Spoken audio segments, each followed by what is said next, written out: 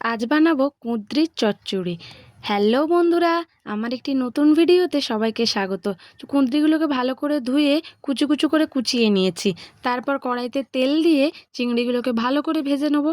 এবার চিংড়িগুলো ভালো করে ভাজা হয়ে গেলে চিংড়িগুলো আর তুলবো না, ওই তেলে পেঁয়াজ দিয়ে দেবো আর একটু কালো জিরে দিয়ে দেবো। দিয়ে পেঁয়াজগুলো লাল হয়ে এলে আদা লঙ্কা বাটা ছিল সেটাই দিয়ে দেবো। আদা বাটাটাকে ভালোভাবে কষিয়ে নেবো। তারপরে যে সবজিগুলো দিয়ে দেবো, সবজির মধ্যে না আমি একটা আলুও দিয়েছিলাম, না তো শুধু কুঁদরি ভালো লাগে না খেতে, তার জন্য একটাই আলু দিয়েছি। তো দিয়ে ভালোভাবে কষাবো। কষানো হয়ে গেলে একটু ঢাকা দিয়ে দেবো। তারপর ঢাকা খুলে নুন, হলুদ গুঁড়ো, লঙ্কা গুঁড়ো আর একটু জিরে ধনের গুঁড়ো দেবো। দিয়ে ভালোভাবে এবার নাড়াবো চাড়াবো, নাড়িয়ে চাড়িয়ে নিয়ে আবার একটু ঢাকা দিয়ে দেবো, যাতে সবজি থেকে জল বেরোয় আর মশলাগুলো না সবজির গায়ে লেগে লেগে যায়। তারপর ঢাকা খুলে আবার একটু নাড়িয়ে চাড়িয়ে নিয়ে সামান্য একটু জল দিয়ে দেবো। জল দিয়ে ভালো করে কষাবো, কষিয়ে ঢাকা দিয়ে দেবো। এবার খানিকক্ষণ পরে ঢাকা খুলে দেখবো সবজিগুলো সেদ্ধ হয়েছে নাকি।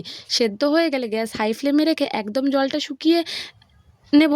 একদম জলটা শুকিয়ে গেলেই তৈরি আমাদের চিংড়ি দিয়ে কুঁদরির চচ্চড়ি। কিন্তু খুব ভালো হয়েছিল খেতে।